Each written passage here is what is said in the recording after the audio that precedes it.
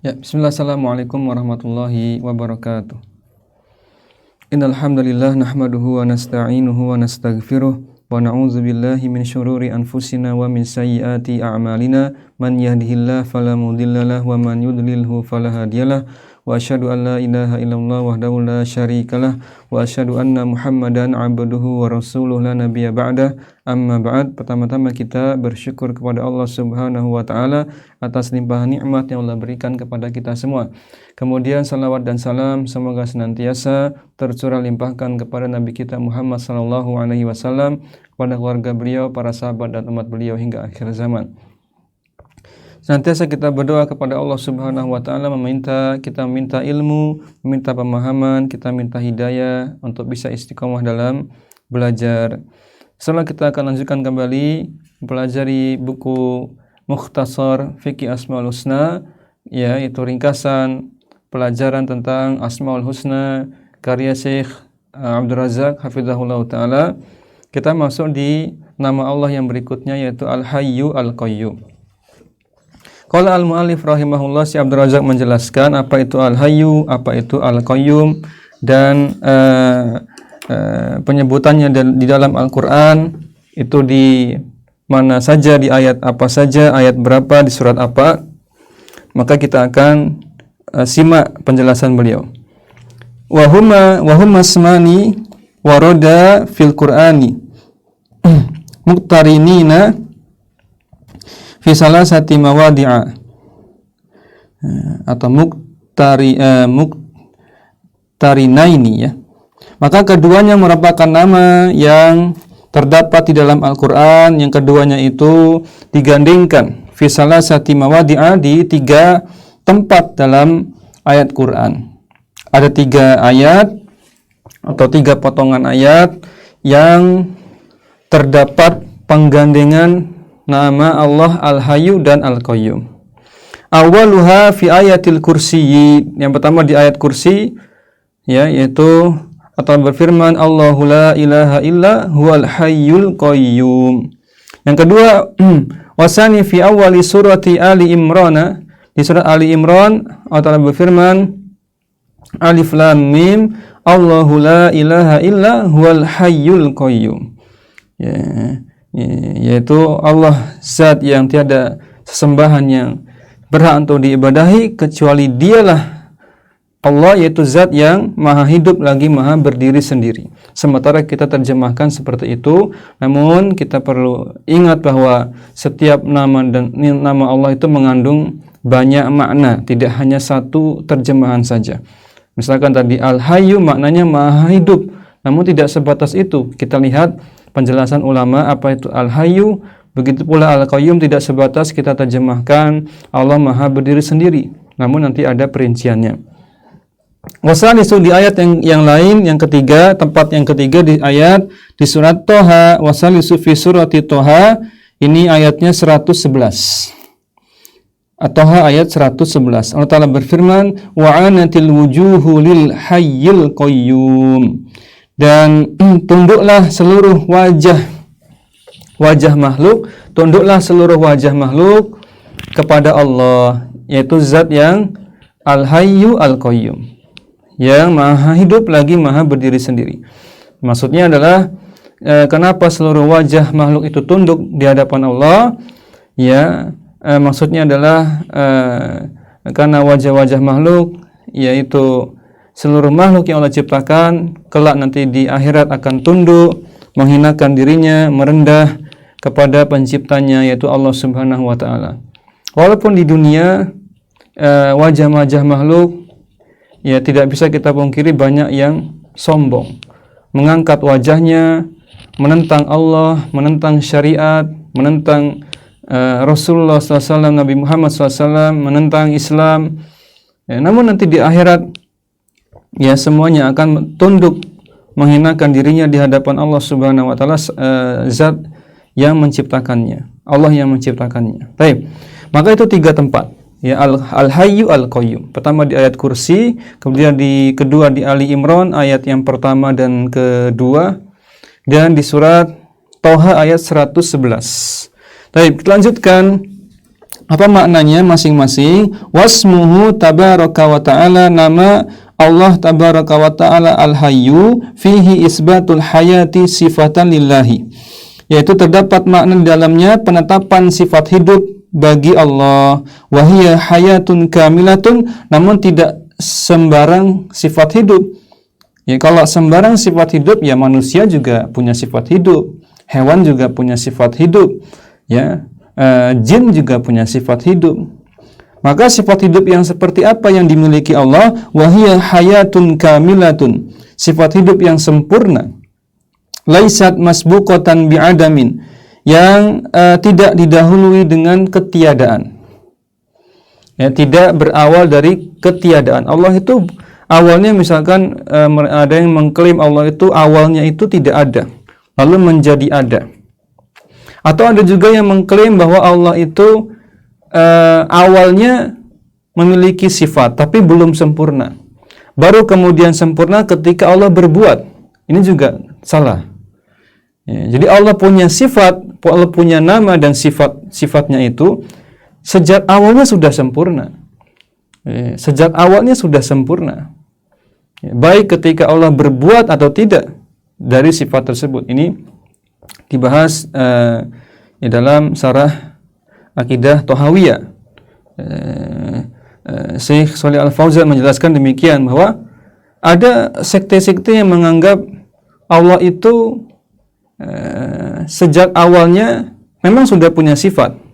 Misalkan Allah punya sifat berbicara, namun masih lemah karena belum diterapkan. Allah belum berbicara kepada makhluknya. Namun setelah mulai Allah berbicara, itu barulah sempurna sifat-sifatnya. Tidak, ya, itu pernyataan yang salah. Maka yang tepat adalah Allah maha sempurna seluruh sifatnya. Di sini konteksnya adalah contohnya Allah maha hidup, baik sejak awalnya maupun sampai akhirnya.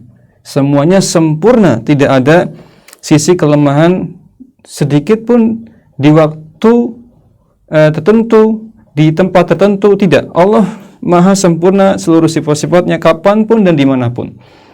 Baik, kemudian wala yulhikuha zawalun wa fana'un. Allah tidak tertimpa sifat hidupnya ini, hayahnya ini, hidupnya ini tidak tertimpa kebinasaan. Ya, zawal wa fana, tidak tertimpa kebinasaan, tidak tertimpa kerusakan, tidak tertimpa kelemahan, ya, dalam hidupnya. Ya, beda dengan kehidupan makhluk, kita bisa mati, ya. Sebelumnya makhluk tidak ada, baru menjadi embrio, kemudian menjadi janin, baru kemudian ada di alam dunia ini. Sedangkan Allah tidak demikian. Ya, karena Allah maha sempurna, tidak mungkin Allah berawal dari ketiadaan. Pasti Allah sudah ada sejak awalnya dan dalam kondisi yang sudah sempurna sifat-sifatnya. Maka Allah tidak disematkan sifat zawal wal fana, yaitu kebinasaan, kerusakan, kelemahan, adanya akhir dari kehidupannya, tidak. Wala ya'tariha naqsun, Allah juga tidak tertimpa kekurangan dalam sifat hidupnya. Wa aibun, tidak pula terdapat aib pada sifat hidupnya Allah. Jalla Rabbuna, maha mulia Allah Rabb kita, wa taqaddasa an zalika, dan Allah tersucikan dari tuduhan-tuduhan hina tersebut. Allah dituduh tadi punya sifat yang lemah, Allah punya sifat zawal, fana, naqas, aib. Ini maka tuduhan-tuduhan yang tidak benar. Wasmuhu al-qayyum, sedangkan nama Allah al-qayyum maknanya fihi isbatul qayyumiyati, yaitu menetapkan sifat qayyumiyah sebagai sifat bagi Allah, yaitu sifat Allah bisa berdiri sendiri, Allah tegak hidup dengan kemampuannya sendiri, tidak butuh bantuan makhluknya. Di satu sisi, itu satu sisi yang lain, Allah sekaligus mengurusi seluruh makhluknya dengan sempurna juga. Allah mengurusi dirinya dengan sempurna, itu makna tadi qayyum, sekaligus Allah mengurus makhluknya juga dengan sempurna, seluruh makhluknya. Ya, menunjukkan kuatnya Allah, menunjukkan kekuasaan Allah. Beda dengan manusia. Ya oke lah, manusia ada yang mengatakan, kita orang-orang ini sebagian mengatakan, wah saya ini berdikari loh, saya itu berdiri di kaki sendiri. Maksudnya saya sudah mandiri, saya nggak butuh lagi bantuan orang. Namun kenyataannya ya tetap saja butuh bantuan. Ya. Tidak ada manusia yang tidak butuh bantuan orang lain, karena sangat terbatas kemampuannya. Kita butuh bantuan, ya, dalam segala hal dalam kehidupan kita. Anggaplah yang mengatakan itu adalah seorang bos, ya. Nah, bukankah bos butuh bantuan karyawannya? Bukankah bos ya butuh bantuan tukang parkir untuk memarkirkan mobil-mobil karyawannya? Ya, ketika kita masuk pom bensin untuk mengisi bensin, bukankah kita butuh staf atau karyawan pom bensin untuk untuk mengisi tangki bensin kita? Ya semuanya. Ketika kita membutuhkan baju yang siap pakai, sudah bersih, bukankah kita butuh istri kita untuk menyetrikanya? Bukankah kita butuh pembantu yang menyuci dan menyetrika baju kita? Maka ini menunjukkan manusia butuh bantuan. Kita itu lemah. Adapun Allah Maha Sempurna, Allah berdiri sendiri, tidak butuh bantuan sama sekali dari makhluknya. Sekaligus Allah mengurusi makhluk-makhluknya dengan sempurna. Tadi katakanlah bos ini sudah mandiri, ya, dan dia mengurusi karyawan-karyawannya. Namun tetap saja ada karyawan yang mungkin dia tidak terawasi. Ada yang korupsi, ada yang ngegosipi bosnya, ada yang ingin menjatuhkan bosnya, ada yang sembunyi-sembunyi berbuat curang. Ini belum tentu diketahui oleh bosnya, sedangkan Allah Maha mengetahui seluruh aktivitas makhluknya tanpa ada penghalang sama sekali. Allah juga yang mengurus, mengatur seluruh kehidupan makhluknya. Di satu sisi Allah berdiri sendiri. Ini makna yang mendalam dari Al-Qayyum. Maka kita lanjutkan. Wahiyya kaunuhu subhanahu qa'iman binafsihi muqiman lil khalqihi. Nah ini poinnya. Jadi makna Qayyum itu, yang pertama, zat Allah itu qa'iman binafsihi. Allah berdiri dengan sendirinya, tanpa bantuan yang lain. Sekaligus yang kedua, muqiman li khalqihi. Allah sekaligus yang mengurusi, menegakkan makhluknya, maksudnya yang mengurus makhluknya dengan sempurna. Kemudian wahadanil ismani al-hayyu al-qayyumu huma al-jami'ani al-lima'anil asma'il husna. Kedua nama ini Al-Hayyu Al-Qayyum, kedua nama Allah Al-Hayyu Al-Qayyum, keduanya mengumpulkan makna-makna dari Asmaul Husna yang lain, mengumpulkan makna-makna dari nama-nama Allah yang lain, seluruhnya. Kok bisa? Kok ini seperti nama Allah Ar-Rabb, ya?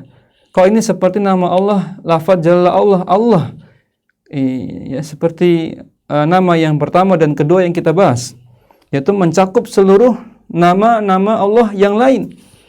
Bagaimana penjelasannya? Kita lihat, kok bisa seperti itu? Kita lihat penjelasannya.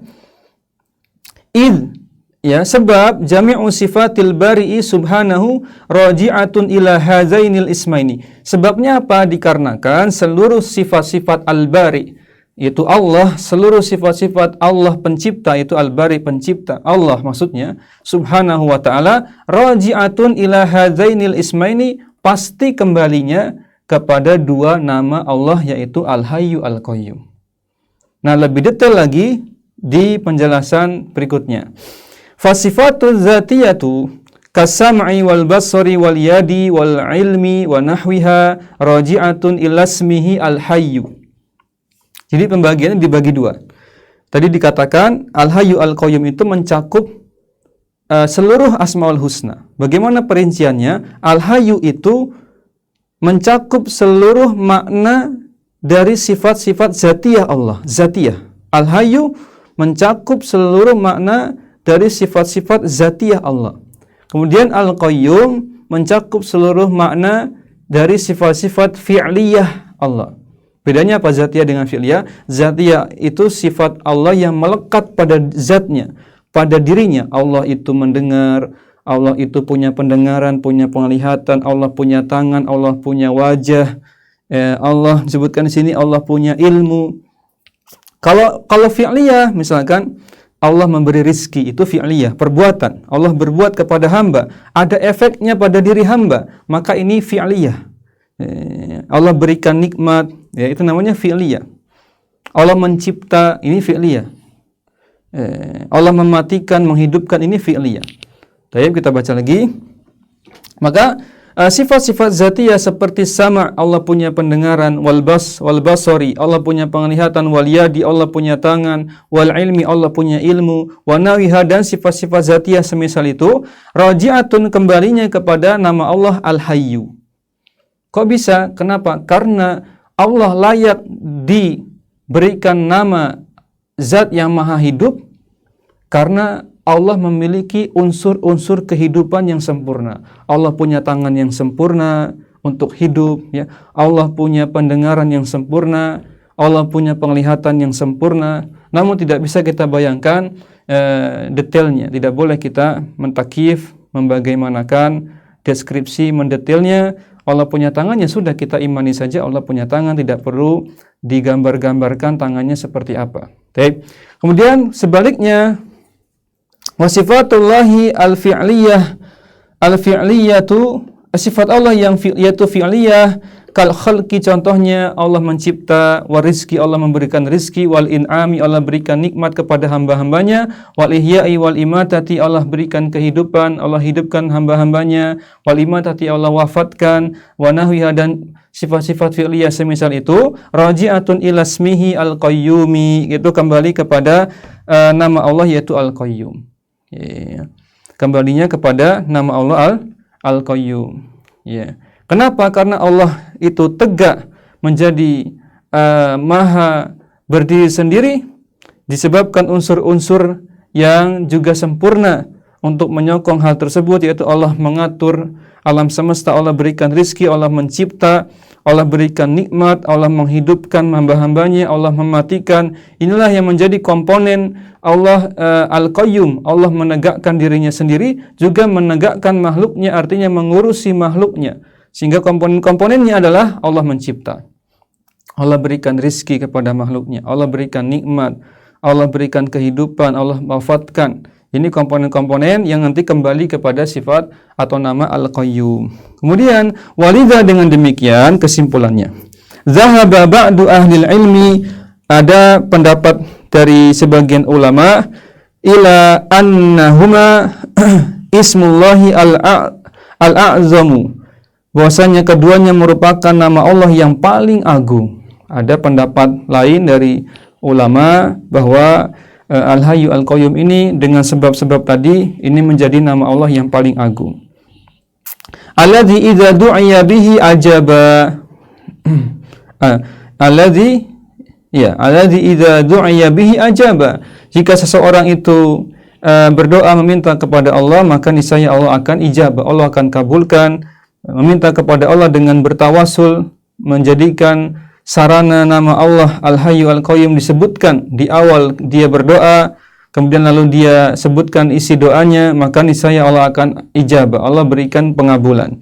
Wa idza su'ila bihi a'ta, jika seorang itu meminta, Allah itu diminta oleh hambanya suatu permintaan dengan terpenuhi berbagai syarat-syarat, ya, diterimanya doa, maka Allah akan berikan pengabulan juga. Jadi ini penerapannya ketika kita bertawasul, menjadikan wasilah nama-nama Allah untuk berdoa, maka Allah akan kabulkan, terutama wabil khusus, yaitu Al-Hayyu Al-Qayyum. Baik, teman-teman atau sahabat As-Satifi rahimani wa rahimakumullah, kita simpulkan pelajaran kita, yakni tentang Al-Hayyu Al-Qayyum. Maknanya Al-Hayyu maha hidup. Namun rincinya sudah kita sebutkan tadi, Allah memiliki kehidupan yang sempurna, yang tidak didahului dengan ketiadaan. Dan sejak awal Allah sudah sempurna kehidupannya. Bukan sejak awal Allah itu lemah kemudian semakin kuat dan kuat, tidak. Allah sejak awal sampai akhirnya Allah maha sempurna kehidupannya. Dan itulah pembeda kehidupan hamba, kehidupan makhluk dengan kehidupan Allah. Allah hidup dengan sempurna. Kemudian adapun Al-Qayyum, yakni Allah itu berdiri sendiri tanpa butuh bantuan yang lain. Ya, sekaligus Allah mengurus makhluknya dengan sempurna. Allah berdiri sendiri dengan sempurna tanpa butuh bantuan makhluknya sedikit pun, dan Allah itu mengurusi makhluknya seluruhnya ya tanpa terkecuali juga dengan sempurna. Maka ini menunjukkan kekuasaan Allah Subhanahu wa taala, keagungan Allah Subhanahu wa taala, kemuliaan Allah Subhanahu wa taala, sehingga patut kita selalu memuji Allah Subhanahu wa taala atas segala nikmat yang Allah berikan kepada kita, yang itu adalah efek dari namanya Al-Hayyu Al-Qayyum. Dan Al-Hayyu mencakup seluruh sifat-sifat zatiyah. Allah punya tangan yang sempurna, Allah punya wajah yang sempurna, Allah punya ilmu yang sempurna, Allah punya pendengaran dan penglihatan yang sempurna. Itulah komponen yang terkumpulkan makna-makna sifat tersebut di dalam nama Allah Al-Hayyu. Allah Maha Hidup, sehingga hidupnya dengan sifat hidup yang sempurna. Begitu pula Al-Qayyum sebagai penutup. Al-Qayyum itu mewakili seluruh makna-makna, mencakup seluruh makna-makna sifat fi'liyah Allah, itu sifat perbuatan Allah, itu Allah menciptakan makhluk, Allah memberikan rizki kepada makhluk, berikan nikmat, Allah yang mengatur alam semesta, Allah menghidupkan, mematikan makhluk. Maka ini tercakup maknanya dalam satu nama, yaitu Al-Qayyum. Itu Allah Maha berdiri sendiri dan mengurusi makhluknya dengan sempurna. Demikian yang bisa kita sampaikan di kesempatan ini, semoga memberikan manfaat kepada kita semua. Kita akhiri dengan doa kafaratul majlis. Subhanakallahumma wa bihamdik, asyhadu an la ilaha illa anta, astaghfiruka wa atubu ilaik. Assalamualaikum warahmatullahi wabarakatuh.